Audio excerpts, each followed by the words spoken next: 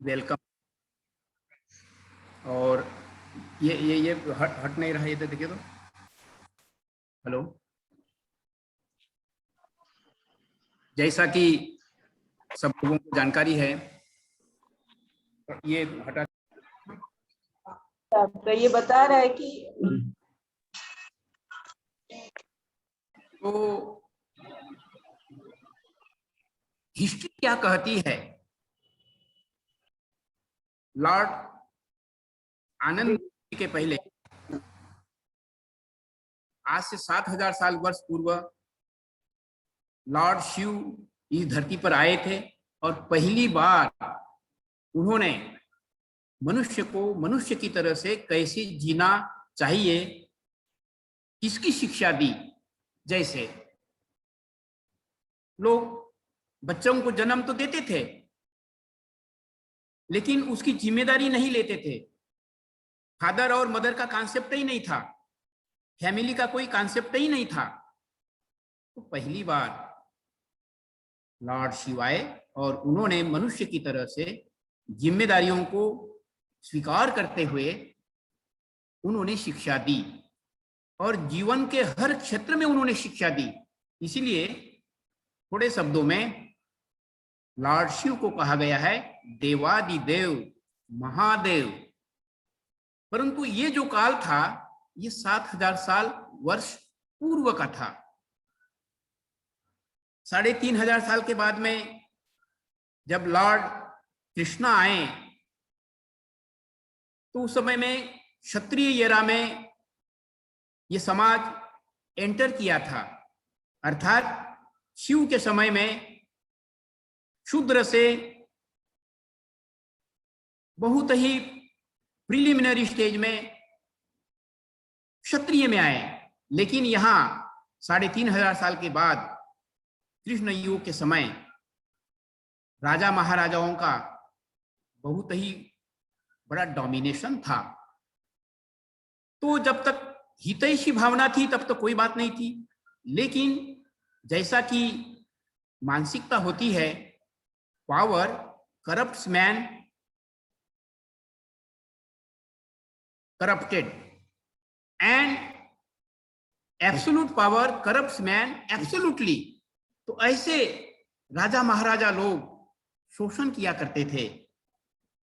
ऐसे ही परिस्थिति में लॉर्ड कृष्णा को आना पड़ा और दुष्टों के संहार के लिए उन्हें ईश्वर से प्रेम करने वाले लोगों को, अर्थात पांडवों को, उन्होंने इनकरेज किया to fight against the injustice. और उसी का परिणाम हुआ महाभारत। इस महाभारत में बहुत ही इंटरेस्टिंग कुछ घटनाएं हैं जिससे हमको सीखना चाहिए। जैसे एक घटना, लॉर्ड कृष्णा के रूप में उन्होंने एक संकल्प लिया कि ये जो दुष्टों का संहार है ये 18 दिन में खत्म कर देना है। लेकिन बर्बरी बीच में आते हुए कहता है कि मैं तो इसको 2 दिन में खत्म कर सकता हूं इस युद्ध को। तो उनके प्लानिंग में हनन पड़ रही थी। और जो बर्बरी था, ये बर्बरी अपने माँ का बहुत ही आज्ञाकारी पुत्र था। तो उसने बोला कि तुम अकाट्य हो,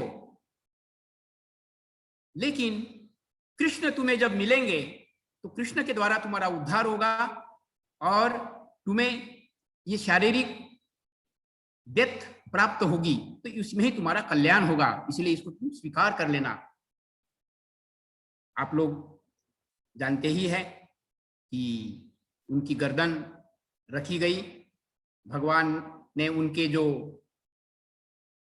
मन के जो भाव थे कि मैं इस युद्ध को देखना चाहता हूं, तो उसको जीवित भी रखा गया। और जब युद्ध खत्म हुआ तो भीम और अर्जुन, जिन्होंने युद्ध में अपना बहुत बड़ा योगदान तो दिया, लेकिन उन्हें भी अहंकार आ गया।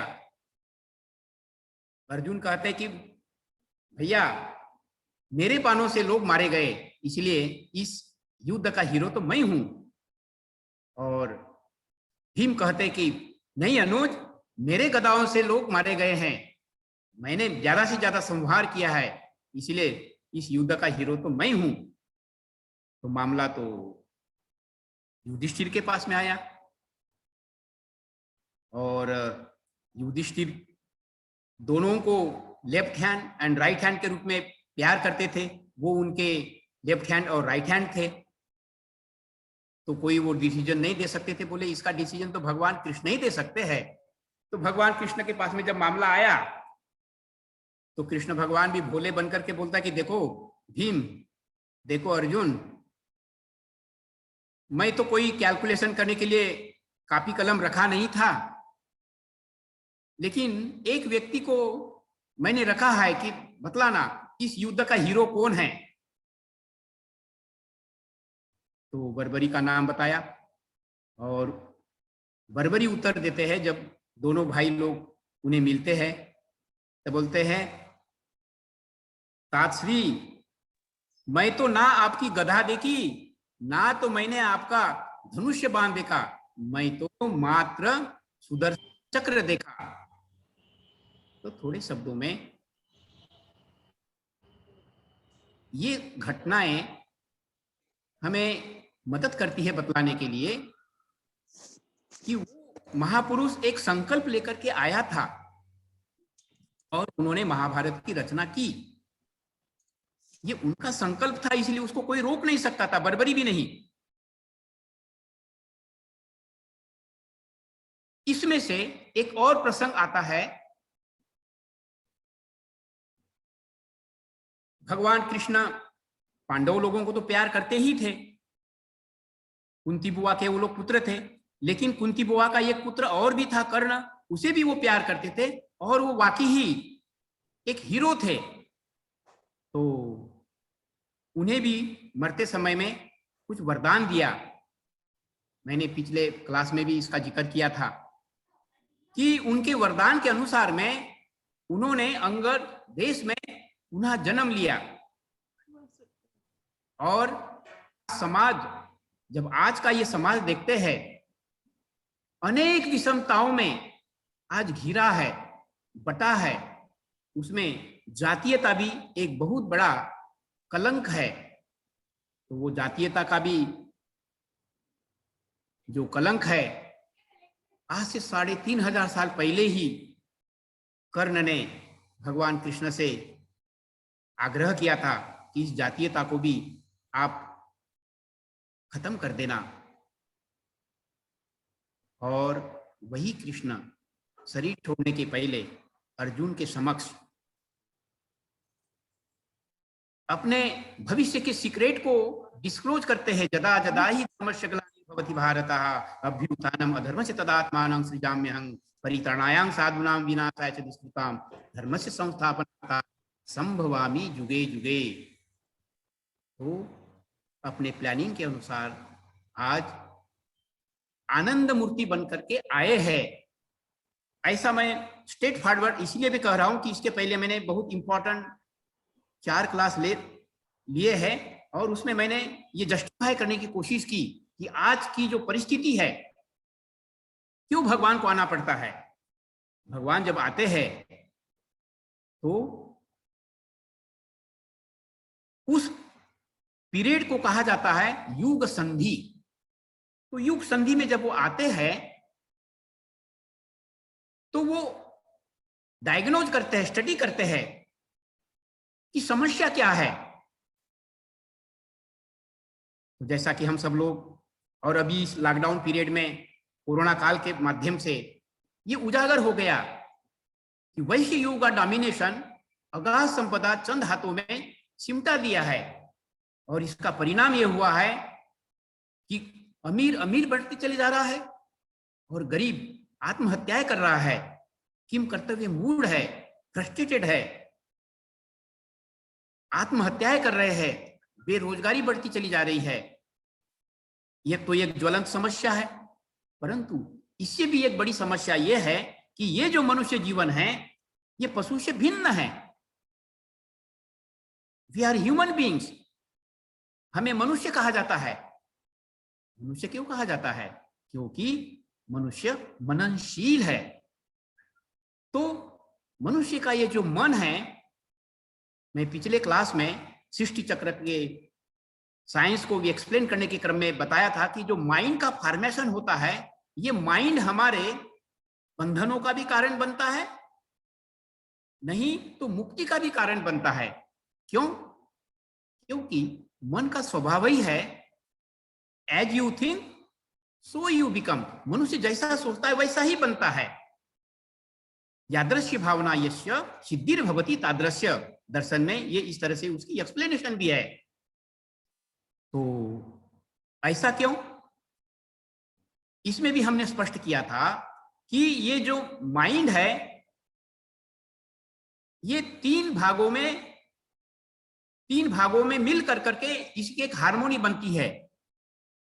आप मुझे अभी चित्र में भी देख रहे हैं, संसार को भी देख रहे हैं, तो वो जो देखने वाला पार्ट है वही है डन आई, अर्थात उसका नाम है चित्त। जो देखते हैं सुनते हैं उसी को माइंड धारण करता है, और जैसा धारण करेगा माइंड वैसे ही फिर उसके संस्कार बनते हैं। तो चित्त तत्व के साथ में अहं तत्व भी है, मैं हूं। चित्त तत्व तो मैंने किया ऐसा भाव लेता है, लेकिन अहं तत्व मैं हूं, तो अहंकार की भावना बढ़ती चली जाती है, और इच्छाओं की गुलामी के तहत मैं संसार का राजा हूं, ऐसे बहुत सारे लोग कहने वाले हैं अज्ञानता में। तो इसको गाइड करने वाला तीसरा फैक्टर छिपा हुआ है, आई एग्जिस्ट, महत्त्व। तो इस महत्त्व का संबंध आत्मिक शक्ति से है, जहां ओरिजिनली परमात्मा से हम लोग सब लोग आए हुए हैं, तो उसकी गाइडलाइन तो मिलती है, लेकिन वो जो गाइडलाइन है उसको ओवरलुक कर लिया जाता है, और आज मनुष्य अहंकारी बनकर शोषक बन रहा है। इसके वजह से मनुष्य की जो जीवन का उद्देश्य है वो कोसों दूर चले जा रहा है। लेकिन जिस ऋषि मुनियों ने साधना की, शिव के तंत्र ने, शिव की शिक्षा ने, और कृष्ण के गीता के मार्गदर्शन ने, इसके अलावा ऋषि मुनि लोग जो आए उन्होंने ये बताया, सुंदर कंचन काया पाकर माया में भरमाएगा। अरे छाया से क्या प्यास बुझेगी, रो रो जन्म गवाएगा। अर्थात हे मनुष्य, ये जो तुम्हारा जीवन है ये अनमोल है, लाइफ इज मोस्ट प्रेशियस, लेकिन ये पानी का बुलबुला भी है। अभी देखो कोरोना काल में जो नियमों का पालन नहीं कर पाते हैं उनको इस संसार से जाना पड़ता है, सबको एक दिन जाना है, परंतु आज मनुष्य चले जा रहा है ज्यादा अज्ञानता के कारण, अपने लक्ष्य को विहीन। तो लक्ष्य क्या है? ये जो मनुष्य जीवन मिला है ये पशु जीवन से भिन्न है।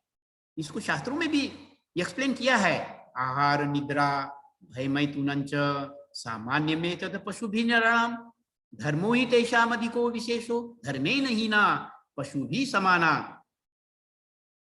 ये मनुष्य अगर धर्म का पालन नहीं करता है तो वो पशु से भी गया गुजरा है। तो मनुष्य का धर्म क्या है?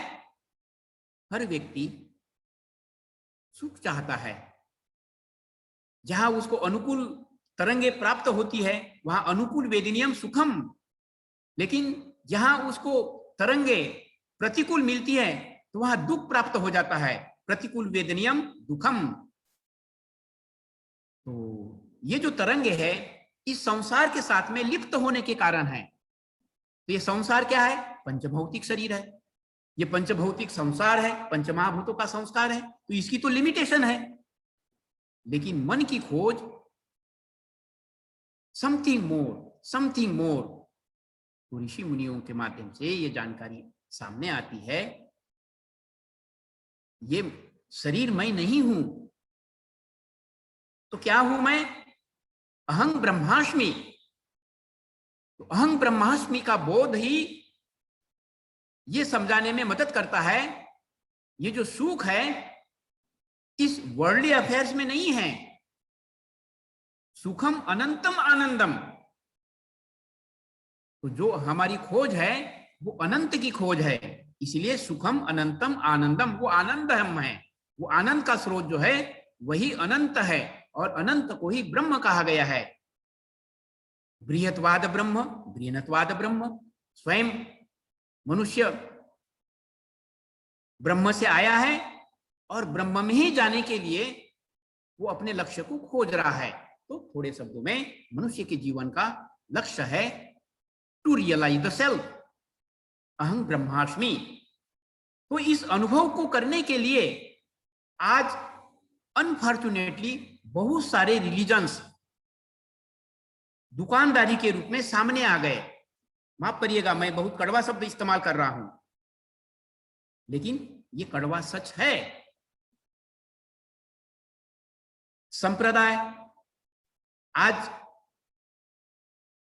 मानव मानव में दीवार पैदा कर रहा है, कंट्री कंट्री में दीवारें पैदा कर रहा है, और खून की नदियां बह रही है।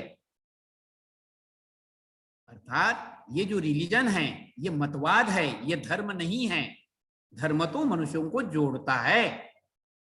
अभी हम सब लोग जो जुड़े हुए हैं, हम एक दूसरे से इसीलिए जुड़े हुए हैं कि हमारे माइंड का जो कॉन्सेप्ट है वो है वसुदैव कुटुंबकम। इसीलिए ये शेयरिंग है, और ये कोई बिजनेस नहीं है, ये हमारी साधना, सेवा और त्याग का परिचायक है। तो हम लोग जो इस प्रोग्राम को, इस इवेंट को जो ऑर्गेनाइज करने वाले लोग हैं, वे लोग भी इसी तरह से सेवाभावी लोग हैं, अच्छे बुद्धिजीवी लोग हैं, और हम सब लोग मिल करके दुनिया को ये मैसेज देना चाहते हैं दैट लॉर्ड हैज कम।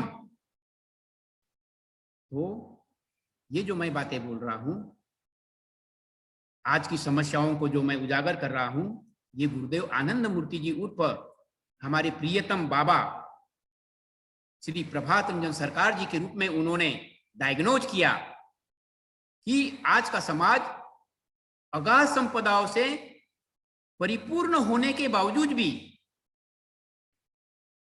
गरीब और अमीर के बीच में खाई पड़ती चली जा रही है, और संप्रदायों के कारण, जातीयता के कारण, ऊंच नीच के कारण मनुष्य समाज बट रहा है और खून की नदियां बह रही है, और तीसरा विश्व युद्ध दरवाजे पर दस्तक दे रहा है। ऐसे परिस्थिति में गुरुदेव आनंद मूर्ति जी सामाजिकता का और आध्यात्मिकता का सुंदर समन्वय युक्त दर्शन दिया। तो आध्यात्मिकता के रूप में पिछले क्लासों में हमने जानकारी दी कि मनुष्य जीवन अनमोल है, और इसको चरितार्थ करने के लिए तुम साधना करो मन, इस तन का क्या ठिकाना, ये प्रेरणा देता है।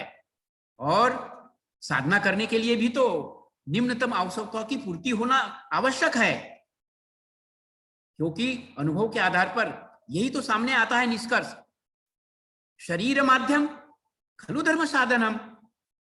इस शरीर की रक्षा जब तक नहीं होगी, मनुष्य निम्नतम आवश्यकता की पूर्ति नहीं कर सकेगा, तब तक वो साधना में भी कैसे बैठ सकेगा। तो एक फार्मूला सुंदर रूप में तैयार होता है गुरुदेव आनंद मूर्ति जी की प्रेरणा से। Subjective approach to realise the self through yoga meditation, but not living the world, living in the world with the harmony. So adjustment, objective adjustment in this materialistic world. आत्म मोक्षार्थम जगत हितायश्च। जीवन का उद्देश्य तो परम पुरुष है, लेकिन इस संसार में रहते हुए, संसार की सेवा करते हुए। अब जैसे हम सन्यासी है, हम खेत में तो शायद कदाचित जाते हैं, शिक्षा के द्वारा ये ब्रह्म ज्ञान को शेयर करते हैं, लेकिन हमें भी तो कपड़े की जरूरत है, हमें भी तो भोजन की जरूरत है, हमें भी तो निम्नतम आवश्यकता की जरूरत है। तो इसकी पूर्ति तो समाज कर रहा है। तो मैं अगर कुछ सेवा करता हूं तो ये मेरा ड्यूटी का अंग है। दुनिया को गुरुदेव आनंद मूर्ति जी का ये जो अनमोल ज्ञान है, ये जो अनमोल मैसेज है, that Lord has come to bring the heaven, to bring the heaven on the earth. तो ऐसा समाज बनाने के लिए गुरुदेव आनंद मूर्ति जी आए हैं। उनको हम लोग दार्शनिक रूप से श्री प्रभात रंजन सरकार जी के रूप में जानते हैं और प्यार से हम उन्हें बाबा भी कहते हैं। तो वो आए और उन्होंने भी अपना एक संकल्प लिया, जैसा कि मैं बार बार पिछले क्लासों में भी ये दोहराता गया। विश्व हमारा, धरती अपनी, विश्व पिता के लाल, नया संसार बसाएंगे, नया इंसान बनाएंगे। इस भावना के साथ वो इस संसार में आए और उन्होंने भी, जैसे भगवान कृष्ण ने, जैसे भगवान शिव ने अपनी धर्म स्थापना के लिए धार्मिक लोगों को चुना, स्पिरिचुअल एक आर्मी का गठन किया पांडवों के रूप में, शिव के समय में शिवगण के रूप में, उसी तरह से वो आए और उन्होंने भी हम लोगों के ऊपर में बड़ी कृपा की और उन्होंने हमें चुना है। तो इसीलिए आज का विषय है, जो महापुरुष आए हैं उसको टेक्निकल अर्थात फिलोसॉफिकल लैंग्वेज में हम लोग तारक ब्रह्म कहते हैं। तारक ब्रह्म जो तारने के लिए आता है मनुष्य जीवों को, इसकी जो इनकी जो पोजीशन है वो कहाँ है? तो इनकी पोजीशन पिछले क्लास में भी जानकारी दी गई कि जब ये निर्गुण सत्ता थी तब कोई भी एक्सप्रेशन नहीं था, तो उन्होंने ही चिंतन किया एकोहम बहुश्यामी, तो ये कलरफुल वर्ल्ड हुआ। तो निर्गुण ब्रह्म के भावना से ही, उसके चिंतन से ही, उसके संकल्प से ही ये विजिबल वर्ल्ड बना, ये हो गया सगुण ब्रह्म। तो सगुण ब्रह्म और निर्गुण ब्रह्म, इसकी बीच की जो रेखा है वही है भाव भावातीत सेतु तारक ब्रह्म। तो ये जो तारक ब्रह्म के रूप में आते हैं तो ये त्रिकालज्ञ होते हैं। त्रिकालज्ञ कैसे? ओमनिशिएंट मतलब आत्म अनुभूति, आत्मज्ञान और माफ करना,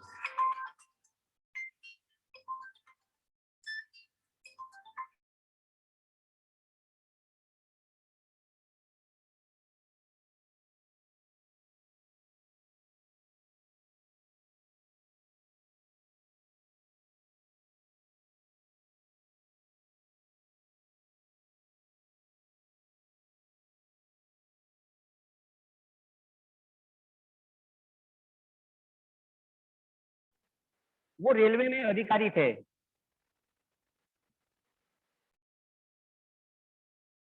तो बाबा के जो भाई लौकिक, मानस दादा उनका नाम, तो उनके साथ में एक बहुत अनोखी घटना हुई। जिस परिवार में बाबा ने जन्म लिया उस परिवार के लोग बाबा को बहुत ही एक ऑर्डिनरी के रूप में देखा करते थे, लेकिन वो दादा जब बड़े हो गए तो उनको बड़ी जिज्ञासा हुई कि बड़े विद्वान लोग बाबा के संपर्क में आते हैं और बाबा उन लोगों को ज्ञान देते हैं, लेकिन उनको नहीं पता था कि ये बाबा माने परमात्मा, यही मेरे भाई है। तो उनको तो बिल्कुल आश्चर्य हुआ, विश्वास भी नहीं हो रहा था। तो थोड़े शब्दों में वो एक दिन मेरे संपर्क में आए।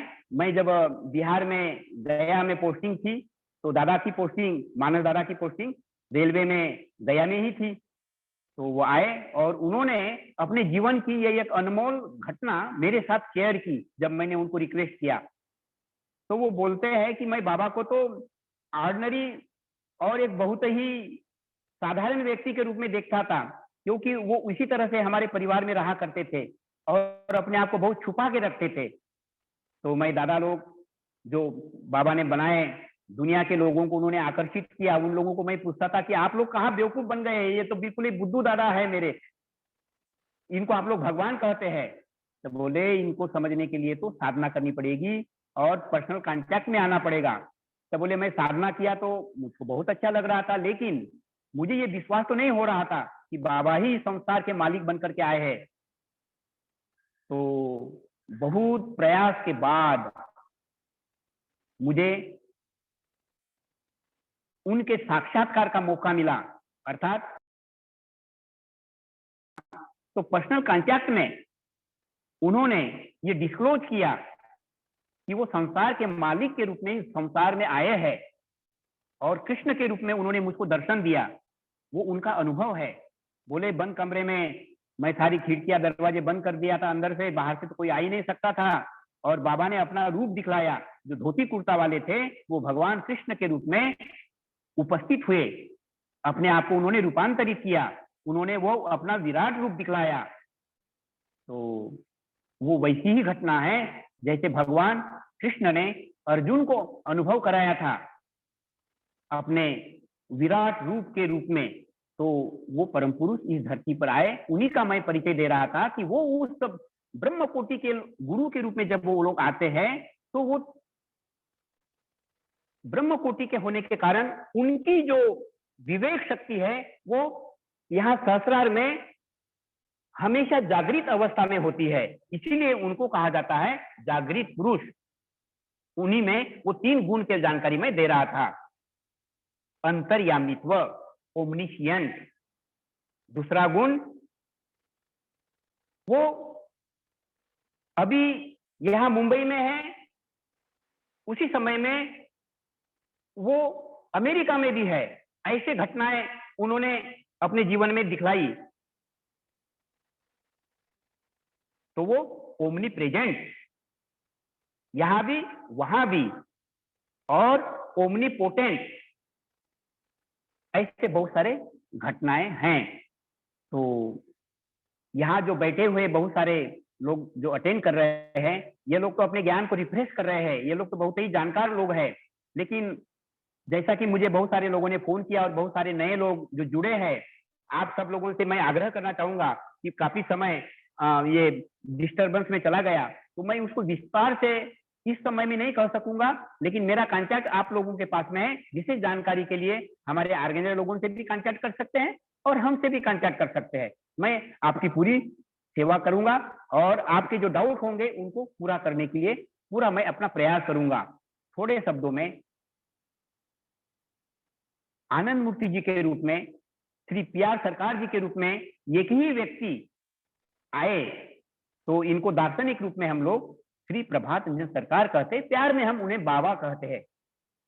तो वो आए और उन्होंने जन्म से लेकर मृत्यु तक मनुष्य का व्यक्तिगत जीवन कैसे होना चाहिए और मनुष्य का सामाजिक जीवन कैसे होना चाहिए, उसके लिए उन्होंने अनेक प्रकार के शास्त्र के माध्यम से, ज्ञान के माध्यम से हमें ट्रेनिंग किया, और अभी हम लोग अभी तक भी उनकी शिक्षा ग्रहण नहीं कर रहे हैं उनके लिटरेचर के माध्यम से। तो धर्मशास्त्र, दर्शन शास्त्र और समाज शास्त्र, इस तरह से 3 विभाजन हैं।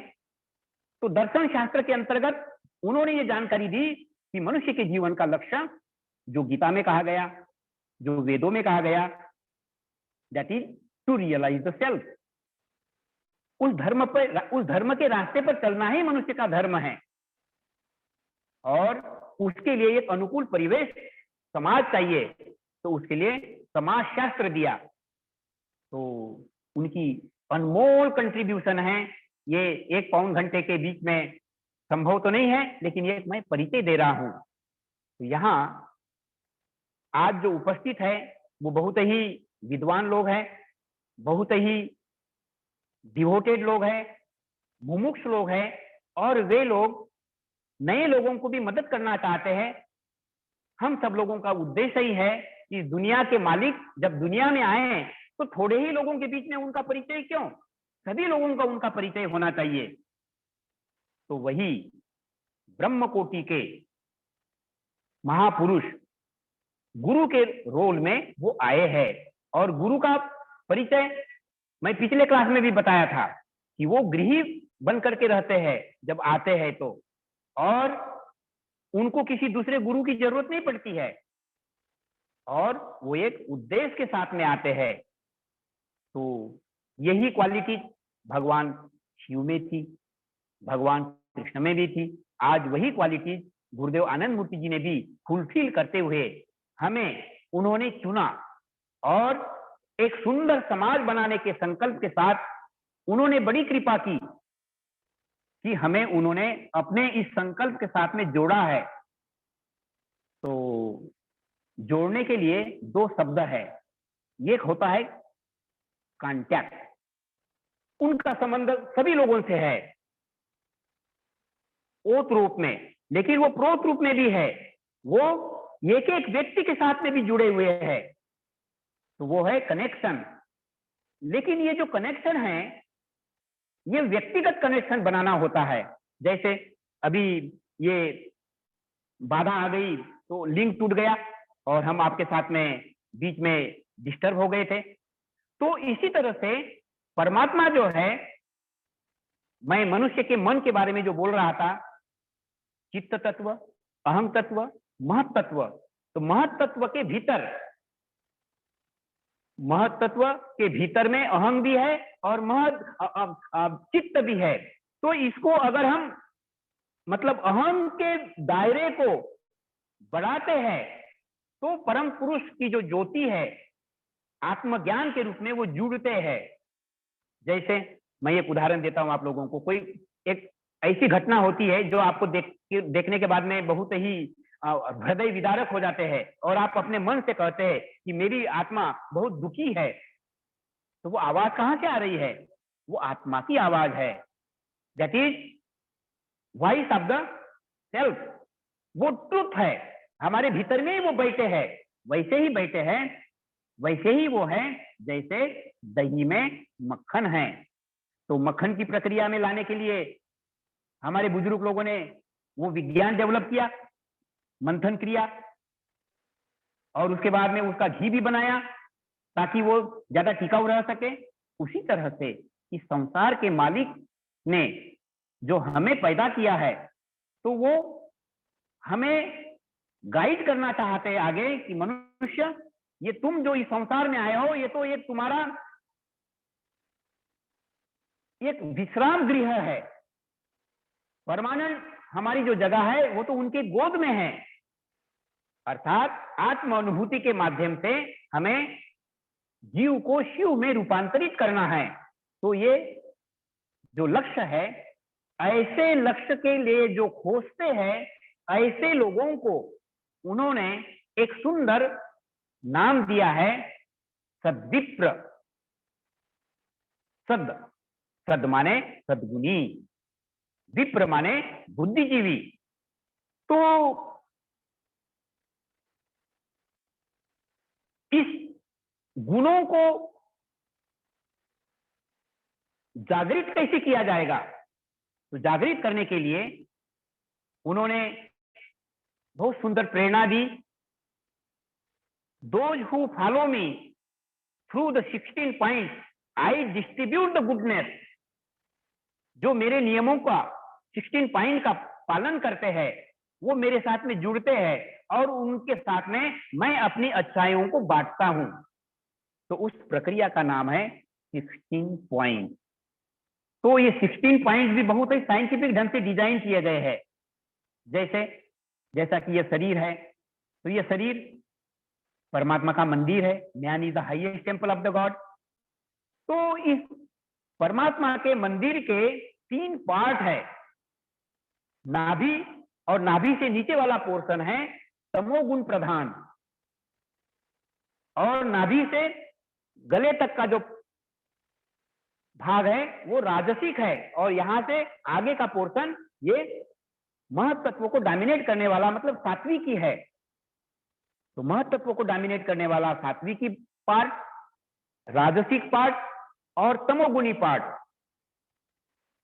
इसीलिए 16 पॉइंट के अंतर्गत शरीर कैसे शुद्ध रखना चाहिए, मन की जो भौतिक तरंगे हैं उसको सूक्ष्म तरंगों में बीटा वेव से अल्फा वेव से गामा वेव में कैसे ट्रांसफॉर्म करना है, उसके लिए योगासन है, उपवास है, प्रमिताहार भोजन है, और यम नियम के द्वारा मनुष्य को विवेक को जागृत करने की प्रेरणा है। तो इससे जो तमोगुणी तरंग है उसको रजोगुणी तरंग में, और रजोगुणी तरंगों में सात्विक तरंग में, अर्थात physical wave can be transform by constant practice including fasting, asanas, yama niyama, और भी बहुत सारे नियम हैं। ये विशेष रूप से अलग से उसका एक क्लास भविष्य में हम लोग ऑर्गेनाइज करेंगे। जो पुराने लोग जो बैठे हैं वे लोग तो जानते भी है, लेकिन इसको रिफ्रेशिंग कोर्स के रूप में लिया जा सकता है, लेंगे। तो यहाँ 8 पार्ट उस 16 पॉइंट के बॉडी ओरिएंटेड है, 4 पार्ट माइंड ओरिएंटेड है, और अगले 4 पार्ट स्पिरिचुअल ओरिएंटेड है। तो ये जो रूपांतरण है, तो मनुष्य क्या है? Miniature form of the God, जैसा कि हमने बायोसाइकोलॉजी में एक्सप्लेन किया था पिछले क्लास में। तो जो एनर्जी है दैट कैन बी ट्रांसफॉर्म, तो वो ट्रांसफॉर्म करते करते करते करते हम लोग जो जीव शक्ति है वो शिव शक्ति के रूप में रूपांतरित हो सकती है। वही जीव शक्ति के रूप में जो छिपी हुई सत्ता है वही कूल कुंडलिनी है। इसकी भी जानकारी हमने पिछले क्लास में दिया, और मैंने मैक्सिमम लोगों को वीडियो भी शेयर किया है। जिनको नहीं मिला है वे लोग मुझे याद दिला दे तो मैं उनको शेयर करूंगा। इसको अगर आप स्टडी कर लेंगे तो बहुत ही नया लोगों को विशेष रूप से वो मदद करने वाली चीज होगी। तो सार रूप में ये मैसेज यही है कि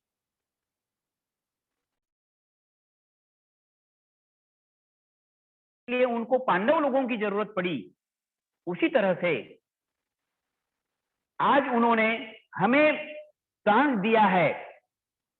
हमें मतलब जो यम नियम का पालन करने वाले होंगे, जिनके जीवन का उद्देश्य परम पुरुष होगा, और साधना, सेवा और त्याग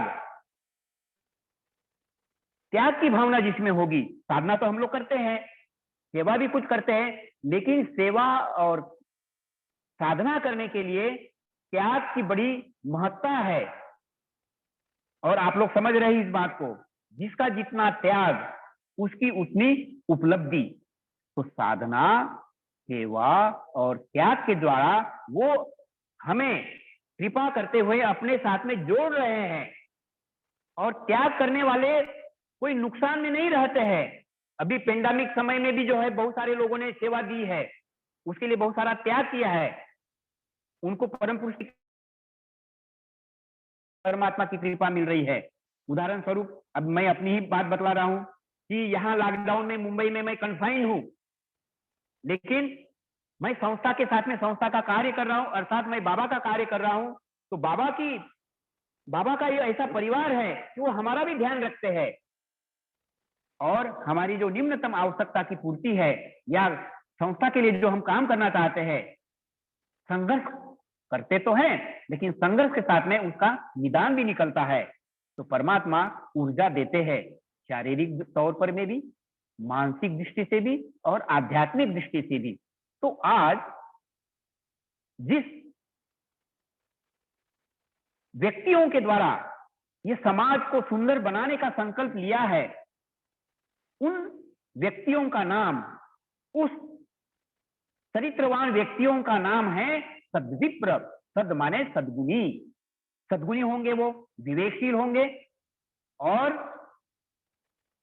आत्मज्ञानी होंगे, सद्गुणी भी होंगे और बुद्धिजीवी भी होंगे।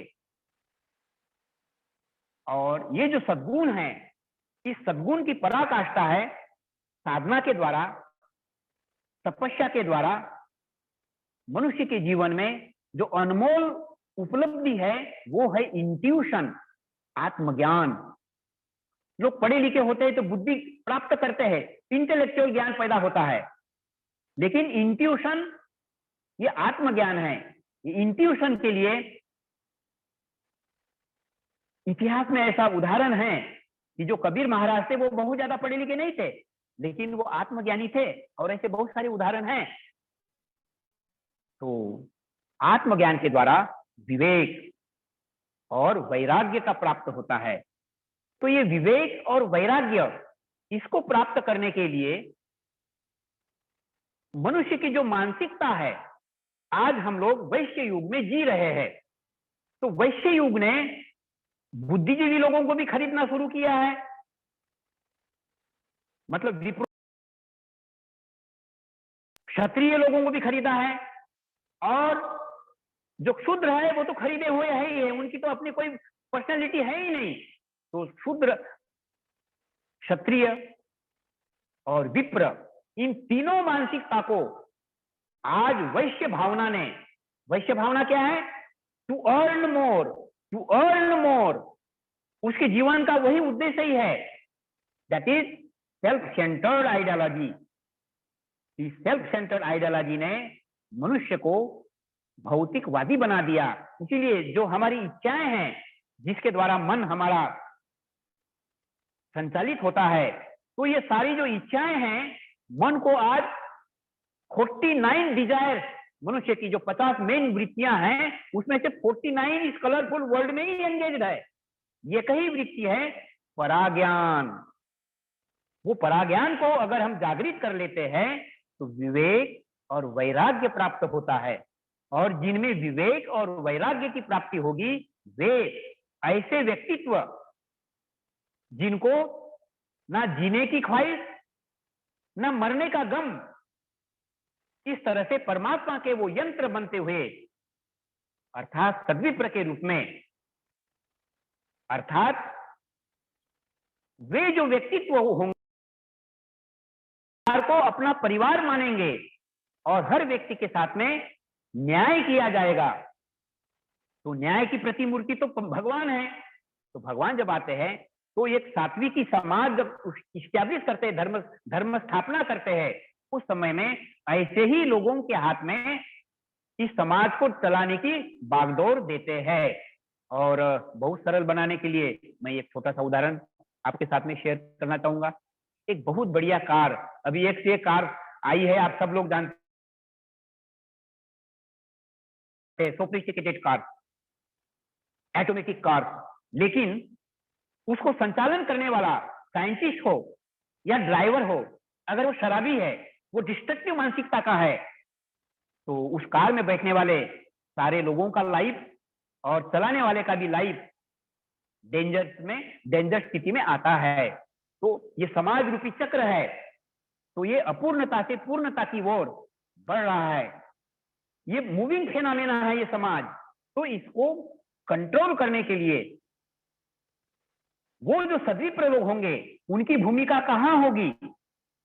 तो वो शूद्र, क्षत्रिय, विप्र और वैश्य, तो इस चारों मानसिकता के द्वारा ये जो सर्कल युक्त समाज है, ये सोसाइटी है, ये सोशल साइकिल है।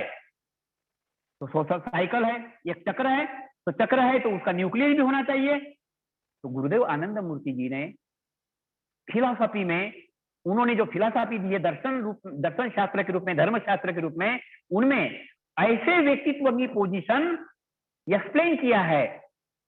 चक्र केंद्रे सद्विप्रा चक्र नियंत्रक।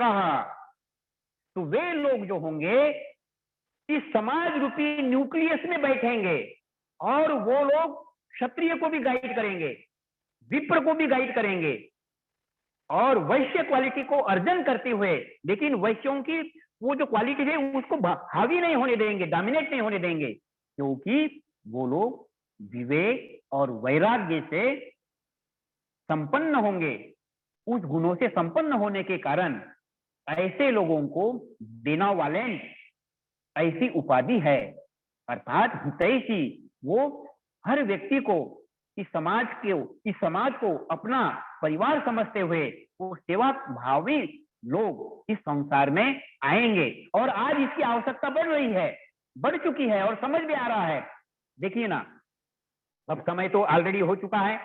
मैं समय की लिमिटेशन में कंक्लूड करने के क्रम में आप लोगों को एक ज्वलंत घटना की ओर ले जा रहा हूं। आप भारत में भी देख लीजिए, और भारत की निगाहें, भारत के लोगों की निगाहें अमेरिका के ऊपर में लगी रहती है। तो अमेरिका का अभी जो रिसेंट जो इलेक्शन हुआ, आप लोगों को पता होना चाहिए कि मिस्टर ड्रम और बाइडेन, इन दोनों में मात्र 2.2% का फर्क है।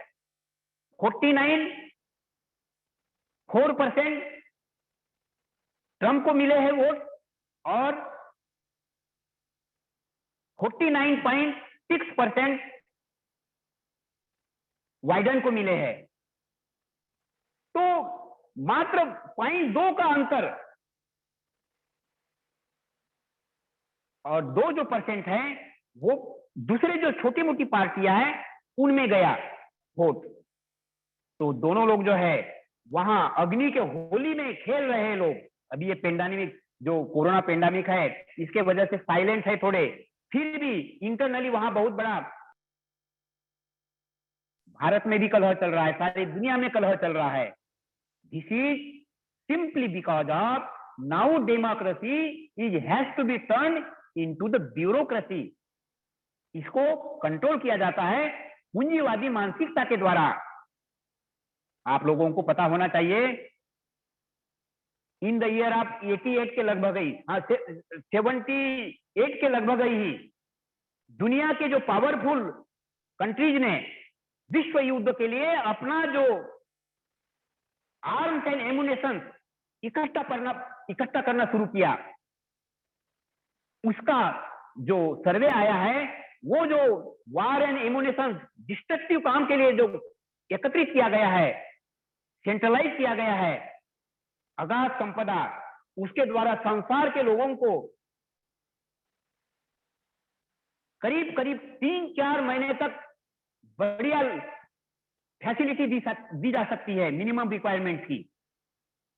मैं थोड़े शब्दों में ये कहना चाहता हूं कि इब्राहिम लिंकन साहब जब आए थे तो उन्होंने बुद्धिजीवी के रूप में डेमोक्रेसी को हाईलाइट किया था। डेमोक्रेसी की स्थापना हुई थी, तो उस समय में बुद्धिजीवी लोगों ने डेमोक्रेसी को अपना तो लिया। इस डेमोक्रेसी को सुंदर ढंग से एक्सप्लेन करने के क्रम में, बाबा ने अपना दर्शन देने के क्रम में, आज के पॉलिटिशियंस लोगों को, जब अटल बिहारी वाजपेयी जी, समर गुहा जी और भी लोग जो मिले थे, उन्होंने कहा, मतलब गुरुदेव ने कहा कि देखो, आज की डेमोक्रेसी में वोटिंग सिस्टम विवेक संगत नहीं से होता है। मात्र 18 साल का लड़का हो जाने से उसमें विवेक आएगा, इसकी कोई गारंटी नहीं है। उसको एजुकेटेड कहा जाएगा ऐसी जरूरी नहीं है, लेकिन उसको वोटिंग चांस दिया जाता है। और जो पार्टी होती है उसको उनके अपने एजेंडे में तो लिखा रहता है कि हम सबकी सेवा करेंगे, लेकिन हिडन एजेंडा उनकी मानसिकता रहती है अपने पार्टी के लिए, अपने लोगों के लिए, जातिगत, और इसी के आधार पर बहुत ही संकुचित भावना से शोषण होता है। तो आज की डेमोक्रेसी ये सोचने के लिए मजबूर कर रही है कि जो डेमोक्रेसी बुद्धिजीवी लोगों के समय में आई थी, आज वैश्य लोगों ने उसको हथिया लिया, और वैश्य लोग जिनको चाहते हैं उनको पावर में बैठाते हैं। और जहां तक राजनीति की बात है, यहाँ जो बैठे लोग हैं, मेरे से आप लोग ज्यादा राजनीतिक है, और आज की घटनाओं से बहुत बढ़िया से आप जानते हैं कि राजनीतिकरण में किस तरह से ये वैश्य मानसिकता हावी है। इसीलिए सद्विप्रों के माध्यम से प्रभुत्व कहता है, जो कि एक गाइडिंग फैक्टर है, जिसके द्वारा निम्नतम आवश्यकताओं की पूर्ति की गारंटी दी गई है। वो इसीलिए दी गई है कि अगाध संपदा जो चंद हाथों में सिमटी हुई है, विकेंद्रित अर्थव्यवस्था के क्लास में हमने विशेष रूप से उसको एक्सप्लेन किया ऑलरेडी। तो ये संभव है पार्टीलेस डेमोक्रेसी। ये बहुत ही गहन चिंतन का विषय है, बहुत ही गौर करने की चीज है। और इसको समझने के लिए मनुष्य को ये जो हमारी 49 इच्छाएं हैं, वो जो इस दुनिया में ही आकर्षित होकर के इस दुनिया को ही अपना सब कुछ समझकर बैठे हैं, इससे अपने आप को विड्रॉ करते हुए परा ज्ञान में जब आदमी एंटर करता है तो विवेक और वैराग्य जब जागृत होता है तो मनुष्य के अपने जीवन का लक्ष्य भी, अनुभव, उद्देश्य समाज की सेवा भी है, ये भी उद्देश्य उनके जीवन में समझ में आता है। तो उसका फार्मूला बनता है subjective approach to realise the self. संसार में रहो, वो जीवन का लक्ष्य है, वो ध्रुव तारा है, वही आत्मज्ञान है। उसको हमें एक मिनट के लिए भी, एक पल के लिए भी भूलना नहीं है।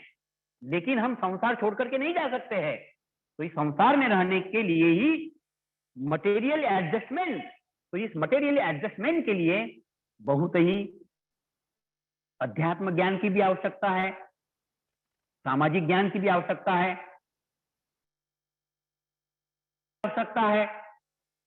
तो आप जो विशेष रूप से नए लोग हैं, ये अनुभव कर रहे होंगे कि ये बहुत बड़ा विषय है।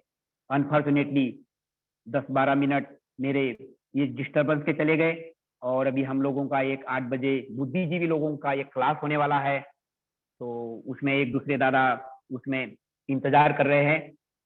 वैसे 8 बजे हैं, और जो बुद्धिजीवी लोग हैं, इंटेलेक्चुअल लोगों के लिए वो फ्रंट है, तो जिनको वो लिंक मिली होगी वे लोग उसमें ज्वाइन करेंगे। जिनको नहीं मिली तो वो मेरे से कांटेक्ट करेंगे इस तुरंत प्रोग्राम के बाद में, और आप उसमें ज्वाइन कर सकते हैं। और माफ करना, इस विषय के साथ में 100% मैं जस्टिस करने में थोड़ा समय कम मिलने के कारण कुछ कसर रह गई, ऐसा मेरा मन कहता है, जो मैंने डिजाइन किया था इस टॉपिक को, इस विषय को। तो थोड़े शब्दों में मैं यही कहना चाहूंगा कि संसार का मालिक शिव के बाद, कृष्ण के बाद आज आनंद मूर्ति बन करके आए हैं। और मैं एक उदाहरण दे रहा था कि बाबा के जो लौकिक ब्रदर थे, उनको उन्होंने जो रूप दिखलाया, उसके बाद में वो कहते हैं अपने जीवन में अनुभूति में, बोले मैं कई महीनों तक तो जो है वो स्पिरिचुअल इंटॉक्सिकेशन में समाधिस्थ ही रहता था। मतलब मैं भाव विभोर हो जाता था, और कई महीनों तक मैं वैसा रहा। तो वो जो नशा है वही आध्यात्मिक नशा है। तो इसको और भी एक कहानी के द्वारा अपने शब्दों को विराम देना चाहूंगा, और आपके कोई छोटे मोटे ऐसे सवाल होंगे उसको मैं जरूर इंटरटेन करूंगा। और ये जो प्रोग्राम है, मेरे बहुत ही विद्वान लोगों ने, जो ऑर्गेनाइजर्स हैं और बहुत ही कर्मठ है, इन्होंने वीडियो भी तैयार किया है, तो वो वीडियो भी आप लोगों के पास में शेयर हो जाएगा, लेकिन एक घटना के बाद। तो मैं ये कह रहा था, रामकृष्ण परमहंस जब साधना करते थे, तो साधना करते करते करते वो समाधि में चले जाते थे। लेकिन इसकी जानकारी एक शराबी ग्रुप को नहीं थी। तो शराबी ग्रुप का जो दादा था, बंगाल में दादा माने जो अपना डोमिनेशन रखता है, तो खूब शराब पीता था, और वो सब लोगों को बोलता था, अरे है मेरे जैसा कोई शराबी, है मेरे जैसा कोई नशाड़ी, ऐसा सब तो इस्तेमाल करता था। तो उसमें से एक छोटे व्यक्ति ने बोला कि हाँ सरदार, आपके मुकाबले का भी एक बहुत बड़ा शराबी है, एक नशाड़ी है, चलना चाहेंगे? तो बोले हाँ चलेंगे। तो 9 बजे के बाद में, और रात्रि के 9 बजे के बाद में जब जाते हैं, तो करने के बाद में समाधिस्थ हो जाता था। तो वो जो समाधि की स्टेज है, उसको बायोलॉजिकल साइंस में कहा जाता है मेलाटोनिन जागृत हो जाता है। तो वो जो रसक शरण है, वही जो रसक शरण है वो अमृत है। वो अमृत के नशा में हम लोग जो है, उस अमृत के नशा में ही आज दीवाने हैं। और ये दीवानापन आपसे कोई फीस नहीं ली जा रही है, मात्र आग्रह किया जा रहा है, यही बतलाने के लिए कि जैसे रामकृष्ण परमहंस की वो व्यथा उस शराबी दादागिरी करने वाले व्यक्ति ने देखा और वो हैरान हो गया, और वो जो परिचय देने वाला जो साधारण व्यक्ति है बोलता है कि सरदार, ये जो नशा है ये बोतलों का नशा नहीं है, ये मेलाटोनिन का नशा है, ये आत्मज्ञान है, ये आत्म अनुभूति है, वही अमृत तत्व है। तो हम लोग अमृत तत्व से आए हैं, अमृत पुत्र है, परम पुरुष के बेटा और बेटी है। तो हमारे जीवन का लक्ष्य है टू रियलाइज द सेल्फ। उसके लिए जो साधना है, उस साधना की पद्धति पिछले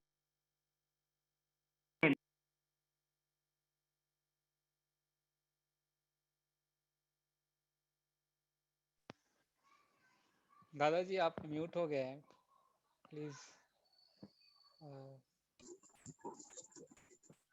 दादाजी आप अनम्यूट कीजिए, म्यूट हो गया है, अनम्यूट कीजिए दादा। ओके, मैं दादा को रिक्वेस्ट करता हूँ, लेकिन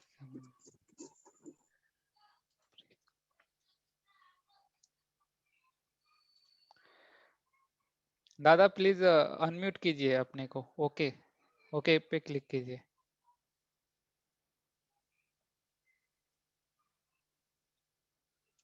अभी भी अनम्यूट नहीं हुआ था। ओके दादा। हेलो। जी दादा, अभी हम लोग सुन पा रहे हैं।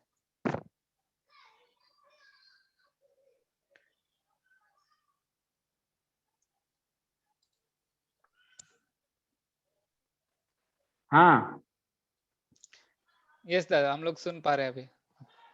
जी, तो कोई क्वेश्चन है? ओके यस दादा। प्रणव दादा का क्वेश्चन है, अगर प्रणव दादा प्लीज गो अहेड दादा।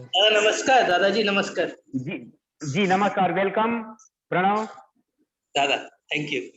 हाँ दादा, अब लास्ट में जो कुछ बोल रहे थे वो अनम्यूट हो गया था, तो थोड़ा और एक बार रिपीट कर देंगे क्या? हाँ मैं कर सकता हूँ। कहाँ से शुरुआत किया था, थोड़ा मुझको याद दिला देंगे? वो थोड़ा अनम्यूट हो गया। यस दादा, एक्चुअली आप स्टोरी खत्म करके अपने कुछ क्लोजिंग स्टेटमेंट बोल रहे थे, तो हाँ, मैं वो तो मैं बोल दिया ऑलरेडी कि जो रामकृष्ण परमहंस जो थे वो नशा में रहा करते थे, मतलब साधना के माध्यम से समाधि में चले जाते थे, मेलाटोनिन को जागृत हो जाता था। तो वो साधना में मनुष्य को प्राप्त हो सकता है। आनंद मार्ग में भी है, गुरुदेव आनंद मूर्ति जी का कृपा प्रसाद के रूप में, ये मैं बोल रहा था। दादा मेरा क्वेश्चन ये, हाँ दादा, थैंक यू दादा। हाँ जी, हाँ जी। मेरा क्वेश्चन ये है कि क्या सद्विप्र बनना बहुत ही डिफिकल्ट है? और बिल्कुल नहीं दादा, और एक क्वेश्चन है, क्या प्राउड एक यूटोपियन थ्योरी है? बस ये दो क्वेश्चन। अब आपके तो दो सवाल हो गए। मैं जानता हूं, लेकिन मैं लोगों को कैसे कन्विंस करूं? हाँ बिल्कुल, ये व्यवहारिक है, मात्र शब्द जाल नहीं है। इसीलिए कि हम आज समस्या से घिरे हुए हैं, सीधा सीधा प्राउड का ऑब्जर्वेशन है इकोनॉमिक साइंस के आधार पर। इकोनॉमी का साइंस क्या है? इकोनॉमी का लॉ क्या है? Economy should be in the circulation. और आज की इकोनॉमी आप बढ़िया से जानते हैं, समाज के लोग बढ़िया से जानते हैं, मात्र 1% लोग 52 के लगभग के बीच में सारी संपदा अपने हाथ में सिमटाया हुआ है। Immense concentration of the wealth is in the hands of the few. ये तो बहुत ही सरल फार्मूला है। तो इसको विकेंद्रित कैसे किया जाए? इसको विकेंद्रित तो कर ही सकते हैं। तो विकेंद्रित तभी हो सकता है जब हमारी जो इसी मानसिकता में आएगी, अर्थात विवेकशील भावना से, कल्याण भावना से, वैराग्य भावना से, समाज के हित की भावना आएगी। और ये संभव तो है साधना के द्वारा। देखिए हम लोग सन्यासी बने हैं, कल परिचय दिया जा रहा था हमारे दादा के द्वारा कि यहाँ एक एक सन्यासी जो बने हैं, कोई डॉक्टर था, कोई इंजीनियर था। तो पागल तो नहीं है, गौतम बुद्ध पागल तो नहीं थे। ये वैराग्य है, ये जीवन के स्तर की एक विशेष एक स्टेज है। उसके द्वारा मनुष्य वैराग्य प्राप्त कर सकता है। और उस वैराग्य के स्टेज में सद्विप्र जो है, ये कोई बड़ी डिफिकल्ट चीज नहीं है, लेकिन मुमुक्ष होना आवश्यक है। अर्थात where there is will there is way. हाँ, मैं इसको प्राप्त करके रहूंगा, क्योंकि मेरा जीवन आहार, निद्रा, भय और मैथुन के लिए नहीं है। और इस अनमोल जीवन को इस संसार के सुखों में नहीं भोग सकते हैं। इसलिए गौतम बुद्ध जैसे राजा के पुत्र को भी वो त्याग करने की भावना आई थी। वो वैराग्य है, वो स्किपिंग नहीं है। हम लोग स्किपिंग नहीं है, और हम लोग यूटोपियन फिलॉसफी में, हम जो शब्द जाल में नहीं है। ये यथार्थता है, आज की आवश्यकता है। भगवान कृष्ण आए थे, भगवान शिव आए थे, ये यथार्थता थी। और शिव के रूप में, कृष्ण के रूप में जो आए, वो आज आनंद मूर्ति बन करके आए हैं। ये कोई शब्द जाल नहीं है, ये इतिहास है। और जो लोग उनके संपर्क में आए हैं वो लोग जानते हैं। आइए ना, आपके माध्यम से हम सभी अपने इनवाइट करते हैं कि आनंद मार्ग के पास में जो फिलॉसफी है, ये अध्ययन करने की चीज है, जिसमें कि दार्शनिक पक्ष है, धर्म पक्ष है, सामाजिक पक्ष है, और सामाजिकता और आध्यात्मिकता का सुंदर समन्वय है। Subjective approach and objective adjustment. इसीलिए मैं एडवोकेट प्रणव जी के माध्यम से यही कहना चाहूंगा कि ये आज की आवश्यकता है, और ये एक नया इतिहास बनने वाला है। इसीलिए आप सब लोग अपने ये जो डाउट्स है, इसको दूर करने के दो उपाय के साथ में मैं अपने शब्दों को यहाँ विराम देना चाहता हूं इस सवाल के जवाब में, कि एक तो फिलोसॉफिकल नॉलेज की आवश्यकता है, और उससे ज्यादा आवश्यकता है आत्म अनुभूति की। तो ये जो सब्जेक्ट है, ये जो हम लोगों का प्लेटफॉर्म है, ये आध्यात्मिक प्लेटफॉर्म है। तो आध्यात्मिक प्लेटफॉर्म में अभी करीब करीब 1 सवा घंटा होने जा रहा है, हम आपके साथ में शेयर कर रहे हैं। लेकिन थियरी मात्र 2-3% है, 99% तो अनुभव करने के लिए है। तो मैं जो बोल रहा था उसी में उत्तर भी मैं दे रहा था, दिया है कि 49 वृत्तियां इस कलरफुल वर्ल्ड में एंगेज कर दिया मेरे माइंड को, संसार के माइंड को। इसीलिए लोग मटेरियलिस्टिक रूप में सोचते हैं। तो उसका उत्तर यही है कि मनुष्य को वैराग्य प्राप्त करने के लिए, विवेक प्राप्त करने के लिए, जो मनुष्य की जो अनमोल एक वृत्ति है, पराज्ञान अर्थात आत्मज्ञान, तो ये आत्मज्ञान को मनुष्य तो आज खोज ही पा रहा है, लेकिन भटक रहा है आंखों में पट्टी बांध करके। कैसे? संप्रदाय के रूप में, मटेरियलिस्टिक वर्ल्ड में। तो इसका उपाय है, और वो उपाय है तुम साधना करो मन, इस तन का क्या ठिकाना। मैं अनुभव करता हूं कि आप प्रणव जी के माध्यम से बहुत सारे लोग इस सवाल को एंजॉय किया होगा, और नहीं भी किया है तो भी कोई सवाल है तो आप पूछ सकते हैं, प्लीज।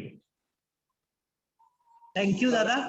तो इसका मतलब प्राउड एक वेरी प्रैक्टिकल थ्योरी है, और सद्विप्र बनना बहुत डिफिकल्ट नहीं है, ठीक है ना? एकदम डिफिकल्ट नहीं है, ये सौभाग्य की बात है, और this is the demand of the day. Thank you very much. Thank you दादा। वेलकम दादा। नेक्स्ट हमारे साथ शिवकांत दादा क्वेश्चन पूछना चाहेंगे। Okay Shivkant ji, you are welcome. दादा चरण स्पर्श। प्रणाम।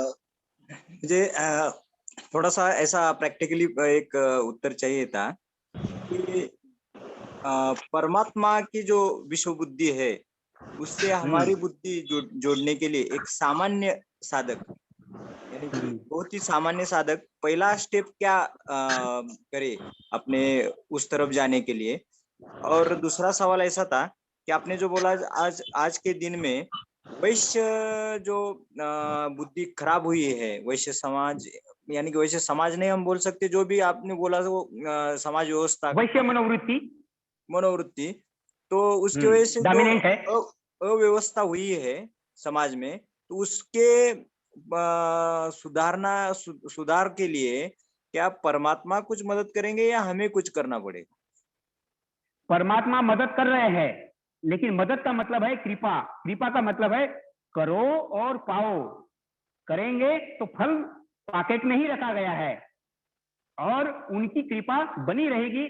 जब हम कर्म करेंगे तो हमें वो शुद्ध, अगर हम सद्बुद्धि के साथ में सत्कर्म करते हैं तो उनकी ग्रेस पॉजिटिविटी के रूप में हमको जरूर मिलेगी। That is called positive microvita. और ये अलग से और भी डीप ये एक्सप्लेनेशन की जरूरत होती है, लेकिन थोड़े शब्दों में जो आपने पूछा मुझको कि साधना की पहली स्टेज क्या होगी, बस उसको यही समझना है कि मनुष्य है, पशु नहीं है। पशु आहार निद्रा भय और मैथुन में ही लिप्त है, इससे अलग है। ये अगर सोच समझ में आ जाएगी तो फिर मैं अलग क्यों हूं पशु से, तो मैं कौन हूं, ये भावना अगर उसके मन में जग जाएगी और उस भावना से साधना शुरू करेगा तो वही उसकी आध्यात्मिक यात्रा के रूप में शुरुआत होती है। That is proto spirituality, that is प्रोटोस्कल। Proto spirituality means spiritual cult. फिर उसको एसेंस के रूप में नियम के साथ में और डेप्थ में जाना पड़ेगा, और उसके साथ में गुरु के जो मार्गदर्शन है उसको और बहुत बढ़िया से फॉलो करने से वो गुरु तत्व को जुड़ सकते हैं, और जो परम पद है जीवन का वो निश्चित रूप से प्राप्त हो सकता है। श्रीमान जी जी आभार। अर्थात ये बिल्कुल संभव है, और there is a will there is a way. और हम लोगों का बहुत बड़ा सौभाग्य है कि जैसा मैं बार बार कह रहा हूं कि शिव के बाद, कृष्ण के बाद मोस्ट पोटेंशियल के रूप में, पावरफुल रूप में आनंद मूर्ति जी आए हैं। अभी समय नहीं है, इस वजह से मैं उसको और ज्यादा ब्रॉड नहीं कर पा रहा हूं, तो माफ करना। आप व्यक्तिगत मेरे संपर्क करिए, and you are most welcome again.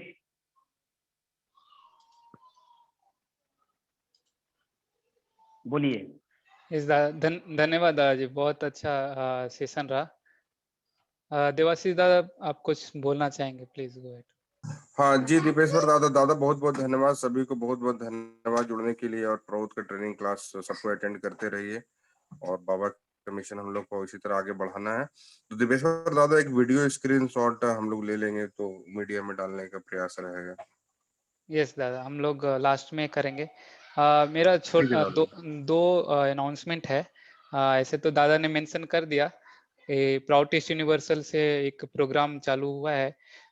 सारे फेडरेशन वाइज क्लासेस स्टार्ट होने वाले हैं, और एक्चुअली आज उसका फर्स्ट यूपी IF से स्टार्ट हो रहा है। कल के दिन 11 को इनॉग्रेशन हुआ। सारे फेडरेशन के जो भी लाइक मेंबर्स थे सबने ज्वाइन किया, और आचार्य हमारे SG दादा आचार्य विमलानंद दादा ने इनॉग्रेट किया। और अभी उसका जो इन्फॉर्मेशन है, सारा इन्फॉर्मेशन baravia.com पे आपको मिल जाएगा।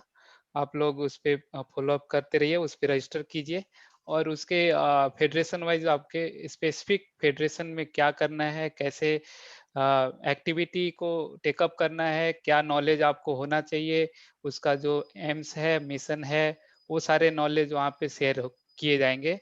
वहाँ पे हमारे फेडरेशन सेक्रेटरी दादा और जितने भी प्राउटिस्ट यूनिवर्सल के ट्रेनर हैं वो लोग हमारे साथ जुड़ेंगे।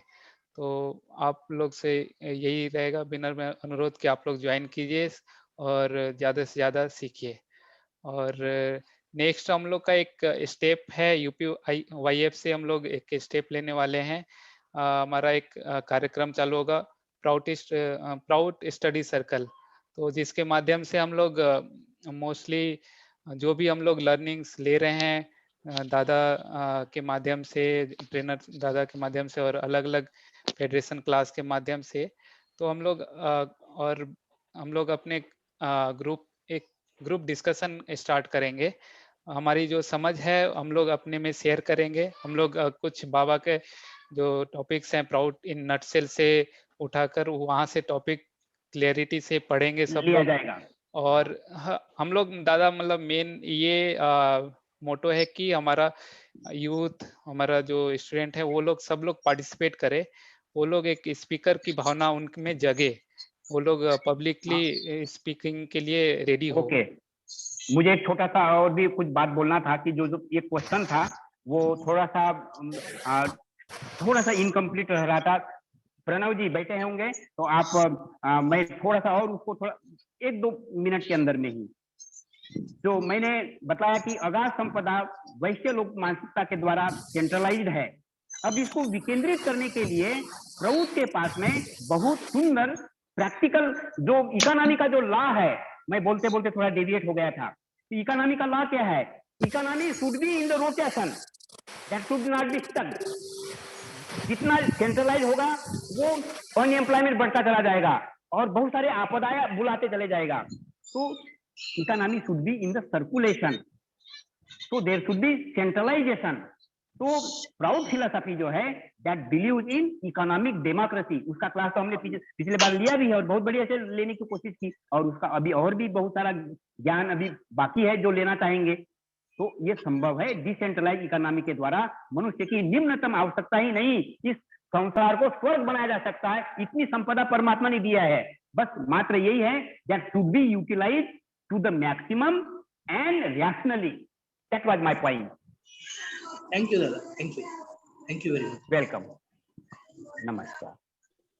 वेरी वेरी वेरी थैंक्स दादाजी, आपने बहुत अच्छा हम लोग को ये मोटिवेट किया, इंस्पायर किया। मेन हमारा है मोटो सदविप्र बनना, जो आपने बहुत अच्छा लाइक 16 पॉइंट फॉलो करने और आत्म इंट्यूशन की जो जरूरत है उस पर फोकस किया। तो बहुत बहुत धन्यवाद। लास्ट में हमारा एक कीर्तन होगा और उसके पहले हम लोग एक चाहेंगे सब लोग अगर नया लोगों के लिए एक्सक्यूज मी, ये जो कीर्तन है नया लोगों को शायद जानकारी नहीं है, मैं 1-2 मिनट के अंदर में ही उसको क्लियर कर दूं। ये जो बाबा नाम केवलम है, बाबा माने परमात्मा, संस्कृत में ये लिया गया है अष्टाक्षरी मंत्र है, बाबा नाम केवलम। तो बाबा माने संस्कृत में परम पुरुष, प्रियतम, उसका नाम केवलम। और इसको इस संसार के महासद्विप्र परम पुरुष बाबा तारक ब्रह्म के रूप में जो आए, महाकौल के रूप में, उन्होंने ही इसको सिद्ध किया है। सिद्ध करने का मतलब क्या कि इस शब्दों में उन्होंने एक एनर्जी, स्पिरिचुअल एनर्जी इन्फ्यूज की है। वैसे ही जैसे तानसेन जब गाते थे तो वर्षा होती थी, आग जलती थी, तो उनके शब्दों में वो सिद्धि थी। इसी तरह से ये जो मंत्र है, ये तो बाबा नाम केवलम संस्कृत से लिया गया। Sanskrit language is a universal language, तो ये एक यूनिवर्सल मंत्र है। बाबा नाम केवलम मीन्स लॉस्ट ग्लोरी। इसको गाने से भी मनुष्य को समाधि मिल सकती है, लेकिन साधना के स्टेज के द्वारा जाएंगे तो और बढ़िया एंजॉय कर सकते हैं। वेलकम जी, Done? धन्यवाद। हाँ, हाँ, आप बाबा नाम केवलम करवा दीजिए थोड़ा। और मीन टाइम में आप लोग वीडियो ऑन कर सकते हैं तो बेटर होगा। हम लोग एक स्क्रीनशॉट लेंगे जो हमें पब्लिक मीडिया में पब्लिश करना है। तो ऑडियो मेरा ऑन लाइक और मैं विजिबल हूं ना? यस दादा। और मैं प्रखर दादा से रिक्वेस्ट करूंगा, प्लीज आप कीर्तन स्टार्ट कर सकते हैं दादा, प्लीज गो अहेड। धन्यवाद। परमपिता की जय जय। बाबा नाम केवलम,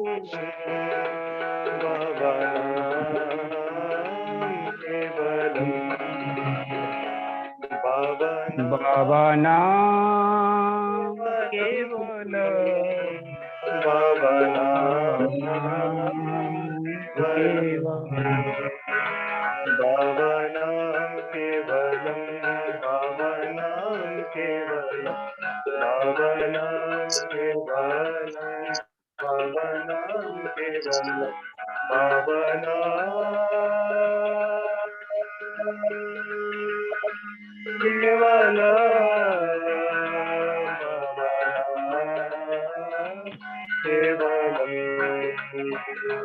बाबा नाम केवलम, बाबा नाम केवलम, बाबा नाम केवलम, बाबा नाम केवलम, बाबा नाम केवलम, बाबा नाम केवलम, बाबा नाम केवलम, बाबा नाम केवलम, बाबा नाम केवलम, बाबा नाम केवलम, बाबा नाम केवलम,